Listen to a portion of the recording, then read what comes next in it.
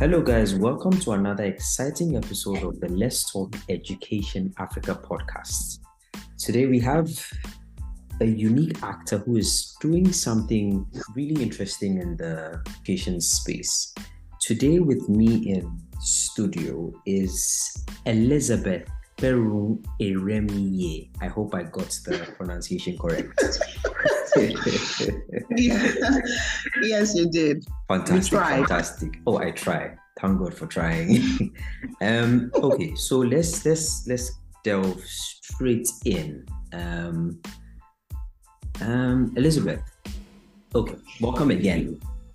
I'd like you to share a particular context in your childhood that you believe has influenced the path that you are on today. So specifically the area of tech and then education.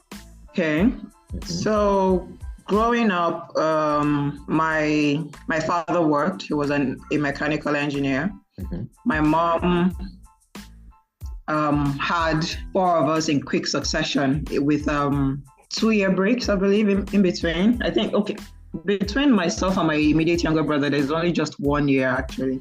Oh, wow. So she had us in quick succession. So she obviously needed help around the house. And so we had a bunch of relatives coming and going. So it seemed inconsequential at the time, but it seems to have formed the trajectory I am now on. A very big part of my growing up was listening to African folk stories from my relatives, my aunties, my grandma.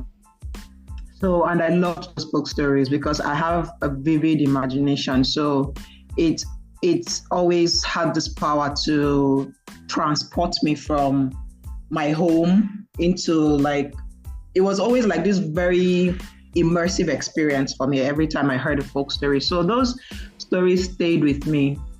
And so when I grew up and I finished my first diploma, I was at a loss. I did not know what to do with my life. So I decided, my grandma had just passed, so I decided to start curating those stories because I was starting to forget some of them. And so a friend suggested I should do a mobile application instead because at that time, smartphones were getting more popular and mobile applications were the in thing. So he had IT skills and I had voiceover skills. So we put together a mobile app that narrates that narrated an African folk story, the story of, in Nigerian stories, I know in Ghanaian stories, it's usually centered around Anansi. Nigerian stories are usually centered around either the hare, that's the rabbit, or the tortoise, being the crafty ones. So yeah, we narrated one of those stories, and surprisingly, it won several awards, and then we were like, yeah, there seems to be something here. So there seems to be something here, and so that's how I ended up on the trajectory I currently am on. Interesting. Listening to you, I'm beginning to. I mean, with the number of people I speak to, I tend to pick up on how certain little things that happen in our childhood really influence the sort of paths that we tread on later on in the future. So I heard stuff like African folk stories. There was the voiceover bit, and then there was the collaboration with somebody who was good in IT, so /tech, and where the two of you came together to birth the company that you have now. Tell us a little bit about the voiceover bits. Where did it come from? Was it like, oh, you have a nice voice and then you just went into it? Tell us, give us a background story. Funny enough, that was kind of it actually.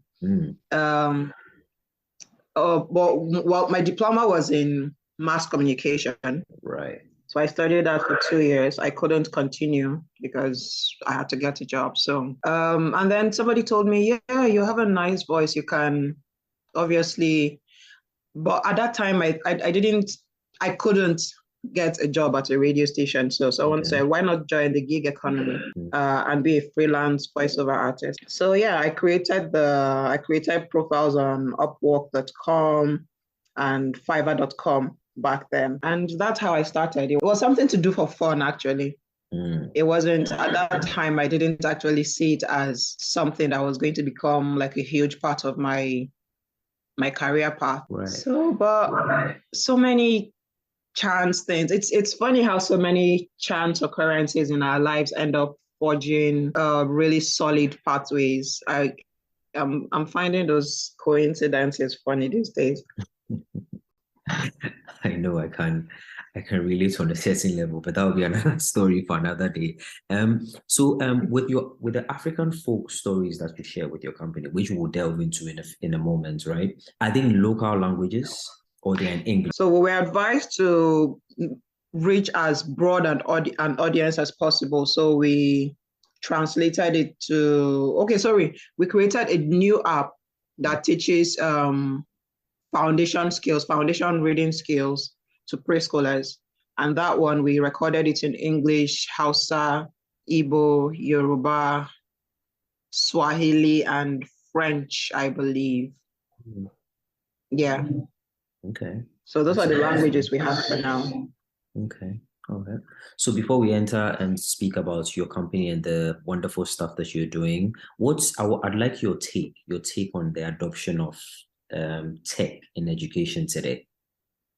Your quick take.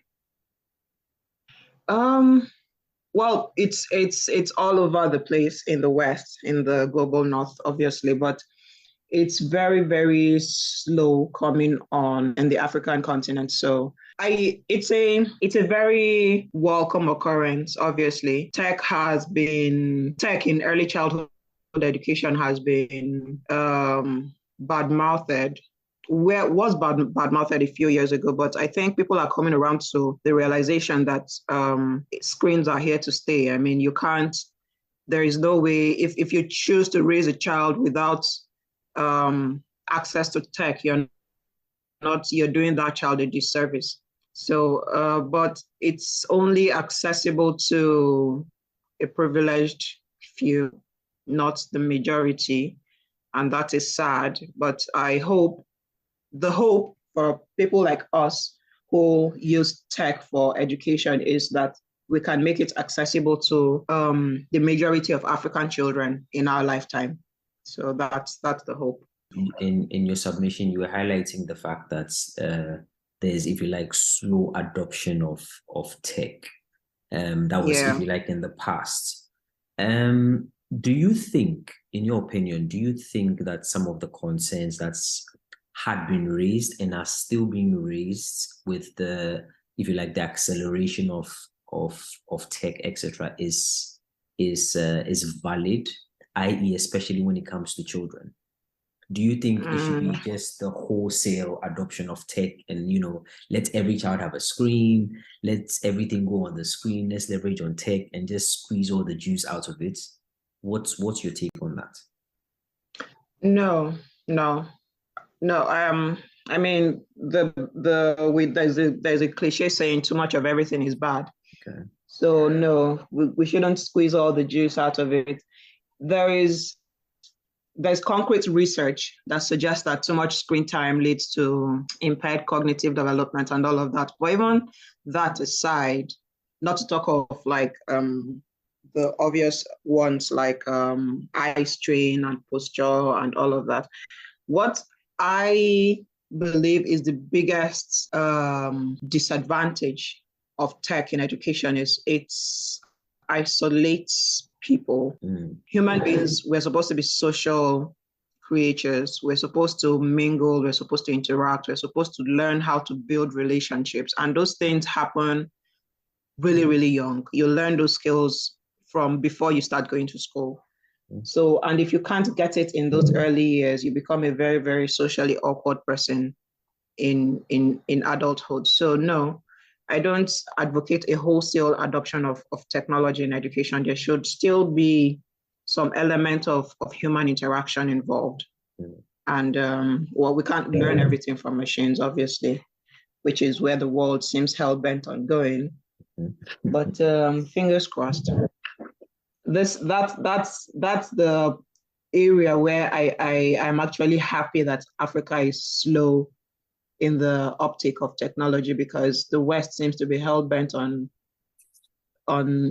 bringing about the occurrence of what we watched in Terminator 20, 30 years ago. Mm-hmm. I don't know what that's about. Interesting. Anyway, let's transition straight into Zenafri. I hope I mentioned the name correctly. Yes, you are. Zenafri. Okay, tell us about this exciting company of yours called Zenafri and what it does. When Zenafri was founded, we wanted it to be a tech-enabled company that designs and develops content, educational content, geared towards the education of the African child, holistic education of the African child. So we weren't only interested in classroom skills like literacy, learning how to read and write, and math skills and all of that. We also wanted to, because a big part of African culture is what those stories did for us was they taught us morals. They were those first things that taught you how to relate with people. It's very much a part of why we do what we're doing. We don't just want kids to be smart in school. We want them to be smart human beings as well. So when we started, that was the aim, to be a tech-enabled company. But then with as we mentioned before, the slow adoption of tech in our school systems, we veered a bit towards multimedia instead. I mean, it seemed like a no-brainer when we first started. Like we should have continued on the trajectory of multimedia, but I guess tech was the buzzword at that time, so we went with the flow. But now we've come back towards multimedia, so we're creating more of audiovisual content that can be distributed via low-tech means, so that cartoon videos, nursery rhymes, audio recordings that can be played on radio in rural settlements and like IDP camps and all of that. So yeah, that's a summary. Okay, so to reiterate, Zenafri is a multimedia / EdTech company that designs, builds, and develops educational content geared towards the holistic education of the African child. Sounds about right. Sounds exciting as well. On another leg, it sounds quite broad. So which areas have you been focusing on? Well, we've been focusing on K-12. Okay.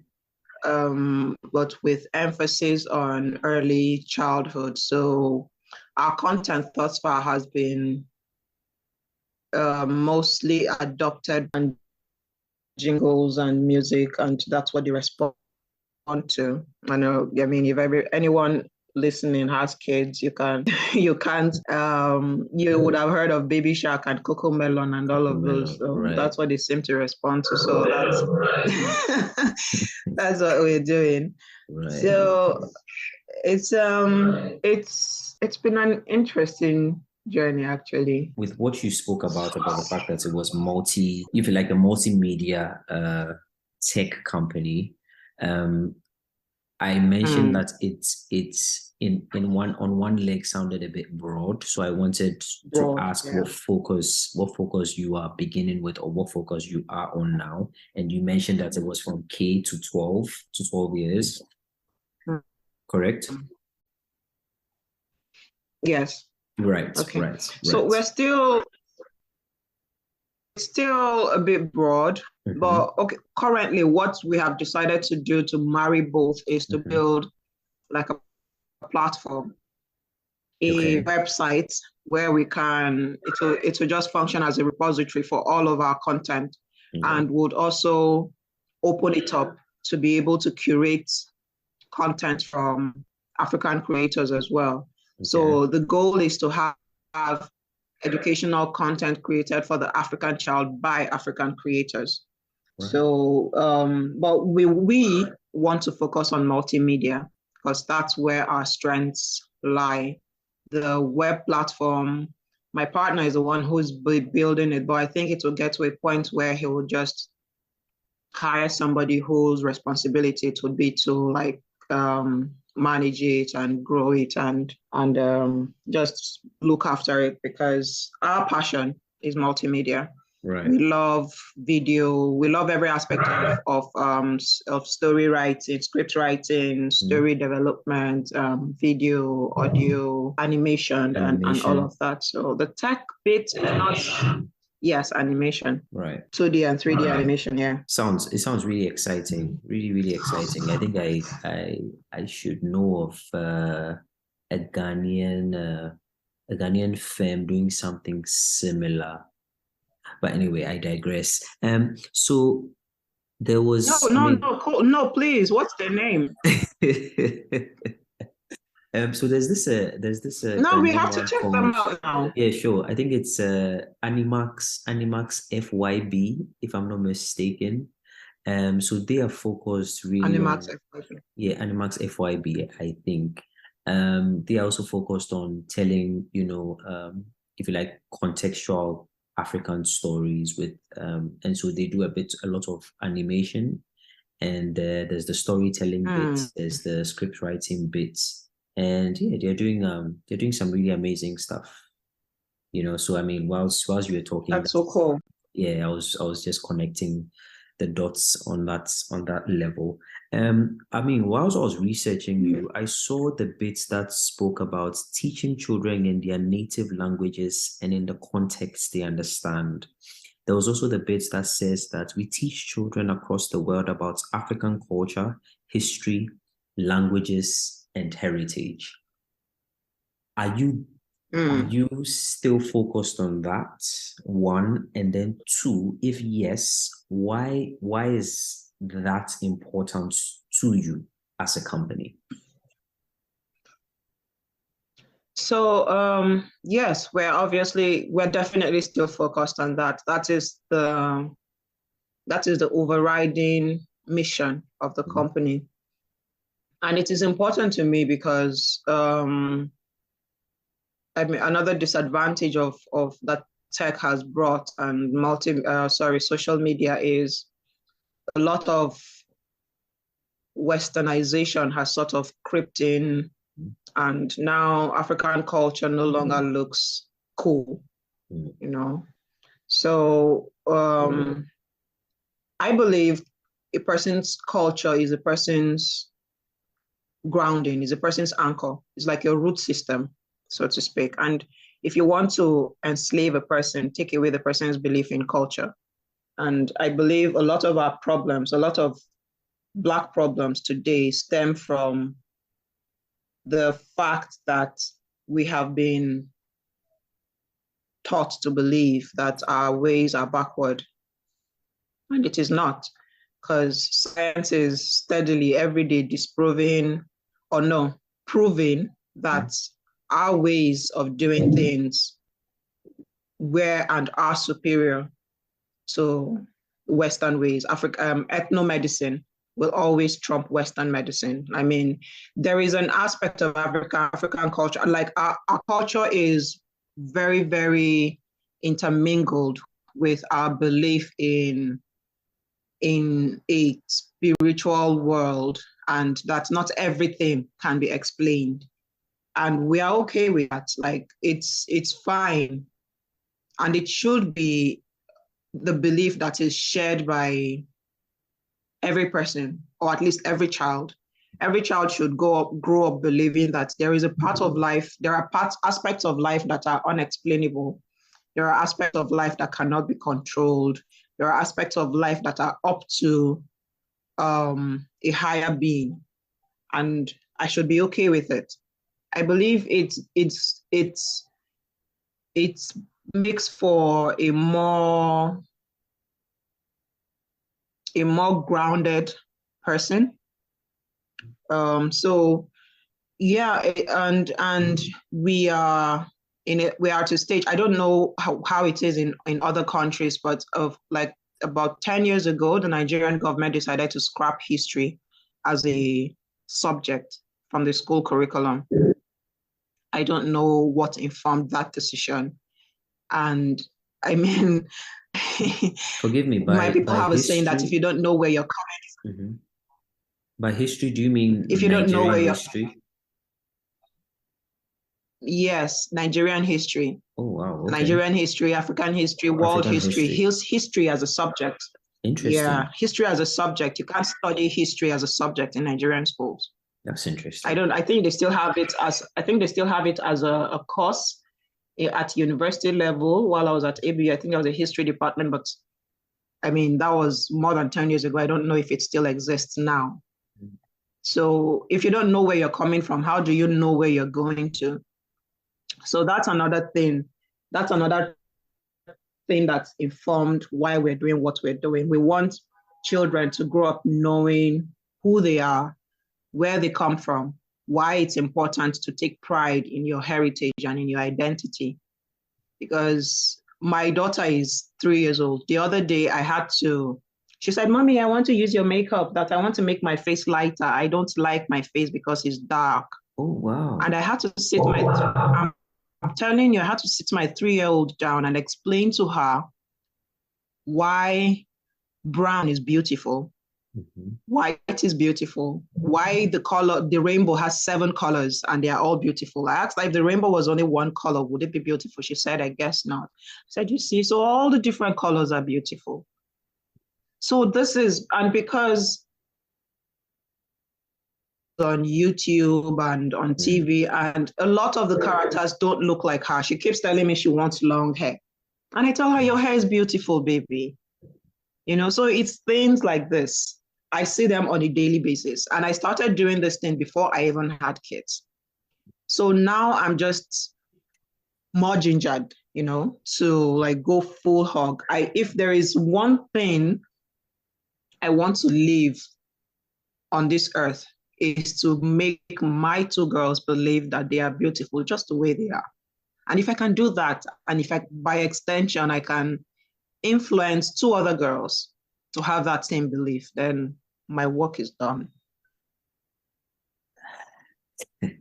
I mean, you are sharing a lot of things that are happening in real time. I dare say across the continent. Things like some of the things your daughter, highlighted about wanting makeup that is going to make it lighter. She wanted to change her hair. I mean, it goes back to, I think, the comment you or the answer you gave when I asked the question about whether the adoption of tech wholesale and the concerns that if you like, the people in the education space or even across it, going all the way to the governmental level, are concerned about when it comes to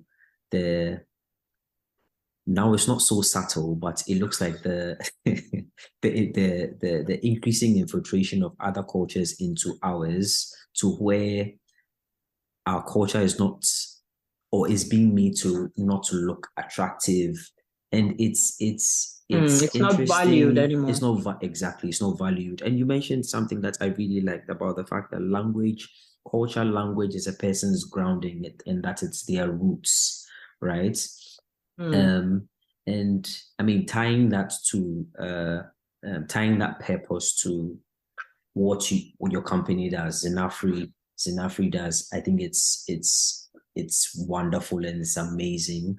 And I'd encourage you and all others listening to me who are doing something that is promoting the African culture to continue to push ahead, because I think there's there are a lot of things going on that I'm tempted to say makes me quite sad on a level, and yeah, it's exciting to find people like you who are making a big difference in the space. I saw a highlight on the native languages, which I'd like you to touch on further. I wanted you to touch on the native language bits, right? And I read something some years ago that said that with every language that you speak, the mind tends to think in that language, right? And so I'm guessing that in order to promote African culture, promote African heritage, promote thinking, feeling, respecting and admiring the African language or most of the African languages, there should be some particular focus that should be paid attention to it. So with your rollout of the creative stuff that you're putting out, is there a specific focus on the use of local languages to communicate whatever, if it's storytelling, if it's the animation that you're doing? Is there a focus on that? Or it's yes, all English? Absolutely. Okay. No, it's not all English. So the audio recordings that we're doing and currently broadcasting on local radio stations, we dub them in English and indigenous languages. So if it's going to be played in a Kaduna radio station, for example, it will be played in Hausa. If it's going to be played in Enugu, it will be played in Igbo. If it's going to be played in Ogun State, it's going to be played in Yoruba. And then in the major cities, then it's played in English. That's Lagos, Port Harcourt, and Abuja. But all regional stations receive a tape. Well, they get to choose if they want the English or the language of the region. Although the three major languages are languages that everybody in the region speaks, but in those regions there are also local dialects and other languages, but almost everybody speaks one of the three major languages. So we believe we have that covered. Okay. And what has the reception been like so far? Oh, it's great. It's great. Like we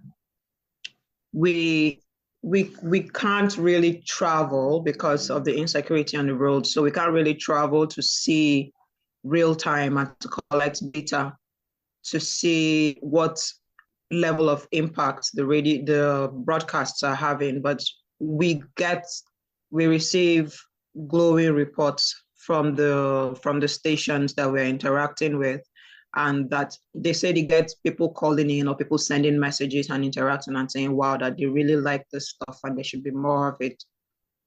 So yeah, we are not really at capacity to do it at the scale that we would like.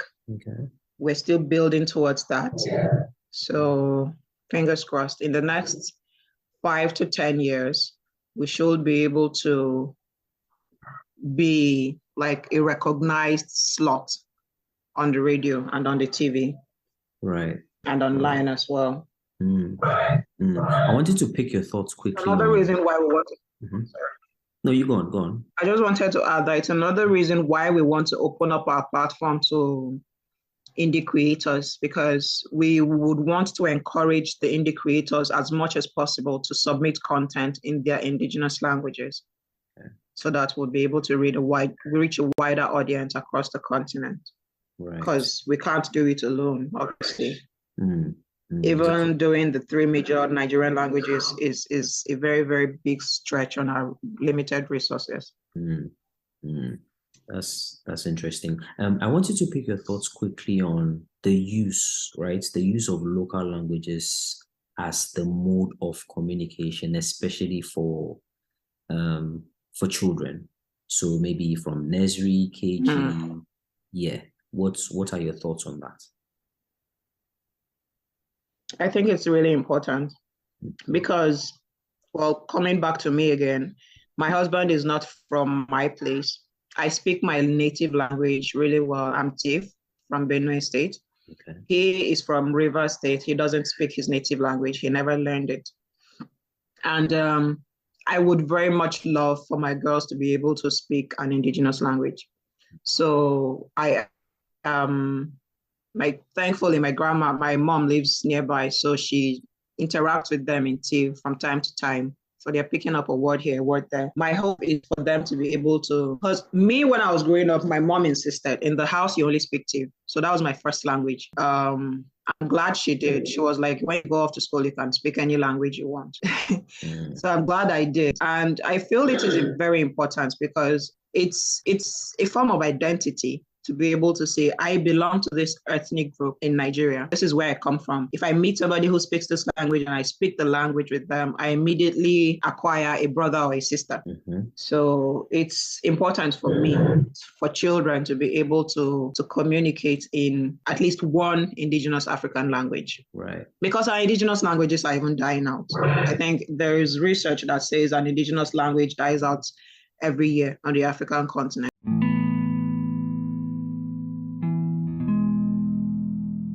And it's just sad. Like, all the statistics are just sad. So even if we're left with just the big ones, it's still okay. At least let's still have an identity that is ours, I 100%, not adopted. I 100% agree with you. Let's jump onto some exciting stuff I managed to catch wind of. I saw the Johnson & Johnson Champions of Science Africa Storytelling Challenge winner, Elizabeth. Tell us about that. Sometimes we receive, because we've been in the space for almost a decade now, sometimes when there are call for applications, we receive a request from the people running the competition that we should send in an application. And then, but most other times, it's just my partner solves opportunities for Africans, like on a daily basis. So anytime this calls open up, most of them show on opportunities for Africans, and we just send in an application and hope for the best. So that's what happened. Yeah, I was supposed to travel to the US for the convening and the prize giving Kiniko, and the US embassy did not give me that visa. I was so disappointed. Oh, wow. I was like, yeah, this is important. I need to go. Right. Oh, I saw the video. Because that would have been a huge platform, and it would have opened up so many doors for us, because the US is actively looking for initiatives like ours to invest in, to be able to grow our indigenous African cultures and all of that. So, but it's okay. I believe everything happens in time, in its own time. Right. Elizabeth Kperrun-Eremie, thank you so much for joining us today. Thank you for the insights that you shared. Thank you for the good work you and your team are doing to change the consciousness of the children across the continent, one child at a time. It was really exciting talking to you. I hope the audience have picked up a thing or two, at least on the entrepreneurship side, the aspect of purpose when it comes to business, and just generally the good work you're doing.